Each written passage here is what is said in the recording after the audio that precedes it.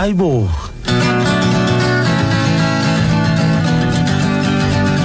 Sobona la Loriana, wejat iklash yakho.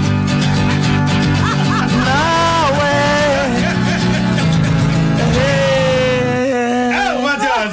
Lapho siyakhona, lapho siyakhona we.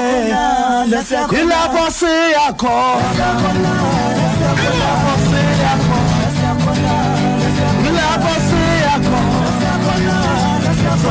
Sule England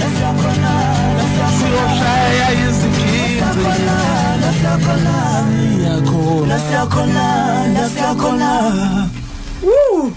suka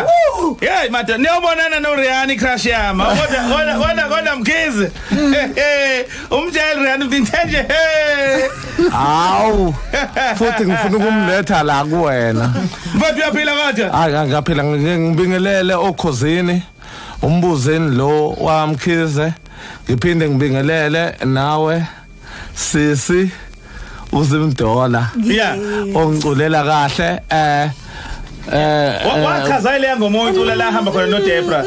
lo Debra ngasinda wesizongifeaturisha kumasama kwase ukuthi ngila ningishiye la asengizongena hayi madoda hey yabantu ezimnyama ngabe kwakuthiwa zimiphi wani ngikho ihambe zime nje andiwayishaya vela kakhulu madoda wekhabazela yebo mfethu sichazele kwenzeke kanjani ukuthi uzukwazi ukuthi uthole ithuba elingqa izivele kangaka lokho yosebenza nentokazi edume umhlaba wonke uLiana. Okay mina baba njengomaskandi uhamba overseas ne kakhulu ngeke ngathi nengetheke ngihambisiwe ngiyoperforma khona ne kwaba khona ama promoters then afuna ukuthi ngiperforme lengoma kanti lengoma njoba ngasha isiginci futhi ngasha isiginci ku uspikeri speaker mina ngasha khona isiginci kanti uRihanna bazoxoxa naye lo baba lo weshaya basket ukuthi kunini ngimfuna lo mfana yabona kwenza kanjalo base bangithola ke wathi kufanele ngimenzele ingoma ukuthi enende ngikhombozele ingoma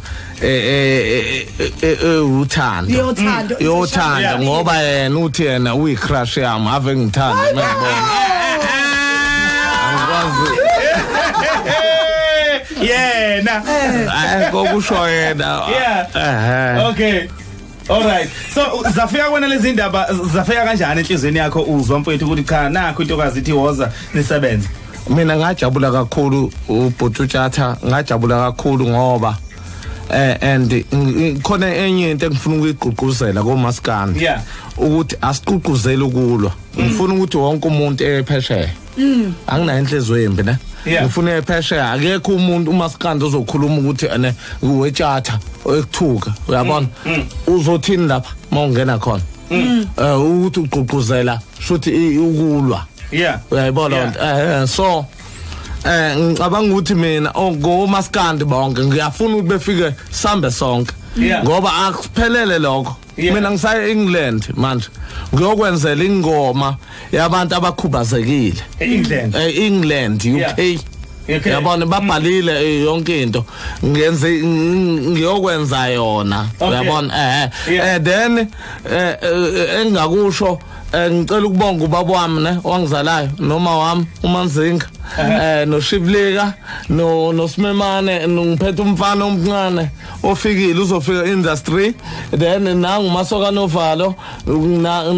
bese ngibonga noLontozana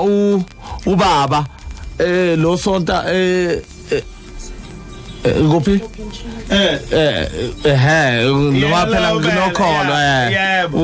ngithi enekhize siyabonga kubnandi ngibese ngibonga abafana bami uSandile lethu sibhekayo kamnandi kangaka izona ezenza yonke into njengoba uyibona ifa ku Eskom njengoba nje sisebenza naso nebonza kubnandi akuhle mfethu kumnandi makunjalo mbuzeni mfethu siyakubongela kakhulu mfana kithi sengathi konke ngahamba kahle so ngoNovember niyahamba ke niyozinibuye nini so sibuye I think so buye nge 1 siyahamba then so buya nge lento za nge 18 yeah all right nizokenhlala impela nzinze cishe amathuba amanye azokuvulekela ubona ukuthi mhlamba khona maningi ngaphandle kwaleli evele njengamanje asengivulekele aqali uMaskandi obafuna ungisponsor into eningi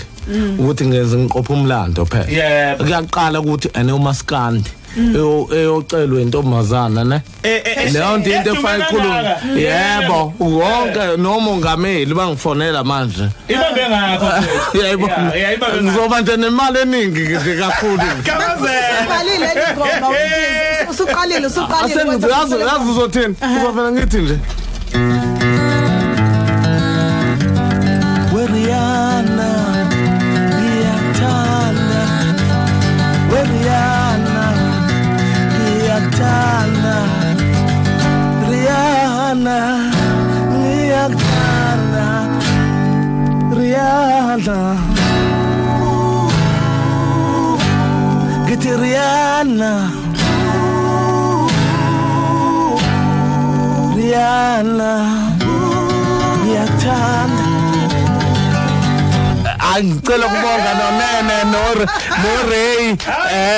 Kawazela siyange mfethu siyabonga uyazi ngibonga kakhulu kodwa fanele ngimbonge nani siyabonga ukuphatha kahle uhlelo lenu yabonga kakhulu siyabonga ngibonga kakhulu nawe sese sazoyishaya yakho ke nawe noma kanjani yes uRihanna futhi ngakabona ukuthi usho kanje hayi phela ushaya kakhulu Shabumbuzeni siyabonga mfethu yazi okay ngiyabonga all right uyayizwa ke izinto le insizwa le umculi ke bakithi bangathi abantu hayo umfowethu Mkhize uzwakala ngathi uyahluleka ukukhuluma cha umculi phela yithi abantu abakhulumayo yena uyacula nje umzile emeculu into ezakhe hayi futhi uRihanna uzodideka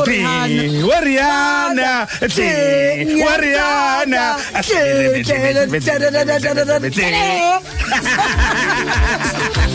Nasile ngoma le umbuzeni mfowethu Mkhize uhamba nongizwa mfowethu Mkhulu bathi khazimula njenge diamond